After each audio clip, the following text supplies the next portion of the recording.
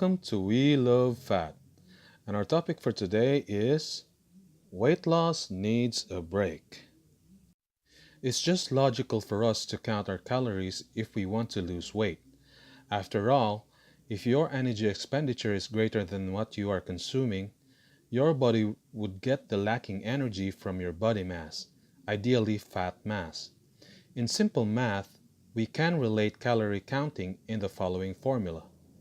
Weight gained or lost equals calorie consumed minus total energy expended, where weight gained or lost is what our body will gain if it's positive and will lose if it's negative. Calorie consumed is the amount of calories we are eating or drinking, and total energy expended is the amount of calories our body is expending. The total energy expended has three components, but we'll just stick with it for now on this video.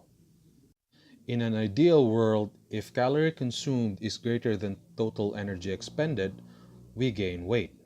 If calorie consumed is less than total energy expended, we lose weight.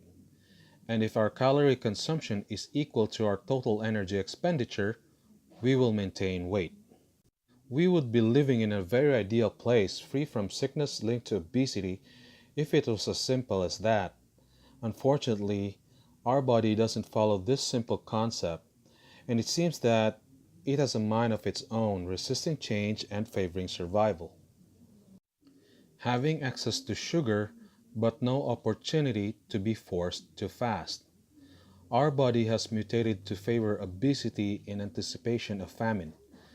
It's way back when our ancestors can't hunt or gather food due to weather constraints. This is what is being observed on animals like bears, gaining the most weight on autumn, then forced to fast on winter, then losing the weight on spring. Or the pacu fish, fattest at the end of the Amazon flooding, then forced to fast when water recedes, and then thinnest at the beginning of the Amazon flooding.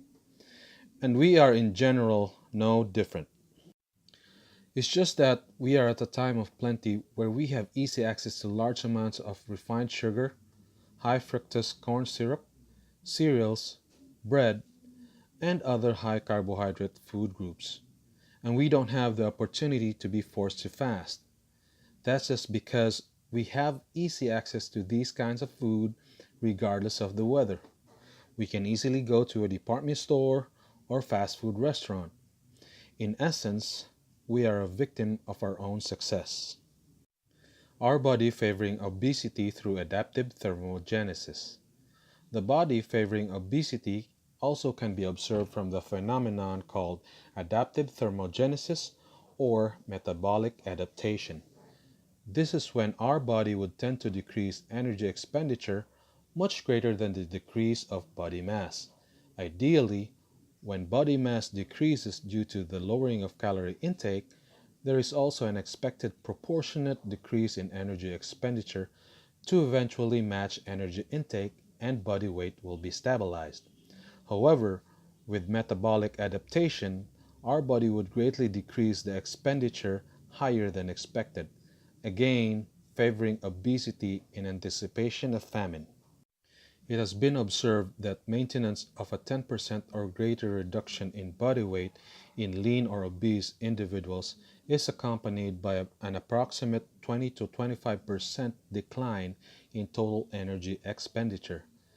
This decrease in weight maintenance calories is 10 to 15% below what is predicted solely on the basis of alteration in fat and lean mass.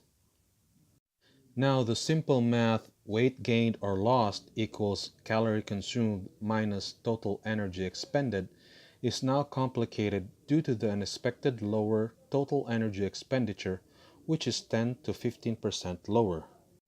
To put it simply, let's say you have a best friend named John.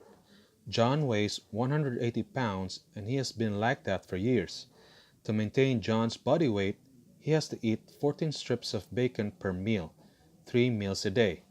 Initially, your weight was 200 pounds, and because of your successful diet, you lost 20 pounds and is now at the same weight as John's. To maintain your new weight, you'll be eating 12 bacon strips per meal, 3 meals a day, because of the metabolic adaptation, which is in total 6 bacon strips lesser than John's. If you eat the same number of bacon strips as John's, you will gain weight. In a study focused on energy expenditure changes after a caloric restriction on a ketogenic diet, energy expenditure increased in the first week on the ketogenic diet, but there was a significant linear decrease over time. The decrease on energy expenditure was observed on the last few days of the second week and continued to decrease on the third week. So how do we make our weight loss more efficient? The body seems to detect changes in energy intake and as a reaction would normally favor its survival, thus favoring weight gain than weight loss. The solution is to take a break on energy restriction or dieting to lose weight. In the Matador study by N.M. Byrne et al., 51 obese men were subjected to energy restriction of up to 33% reduction in energy intake. One group was placed on 16 weeks of continuous daily energy restriction, and another group was placed on 16 weeks of energy restriction as 8 by 2 week blocks of energy restriction alternated with 7 by 2 week blocks of energy balance. Both groups lost weight as expected, but the alternating group lost significantly greater weight, 47% greater, than the continuous group. The reduction in resting energy expenditure as a result of metabolic adaptation was significantly smaller in the alternating group than in the continuous group. The alternating group also lost more fat than the continuous group, while loss of fat-free mass was small and did not differ between the groups. It's important to note that the diet breaks in this study does not mean that we can overfeed on the diet breaks. The energy given on the diet breaks provided 100% of weight maintenance.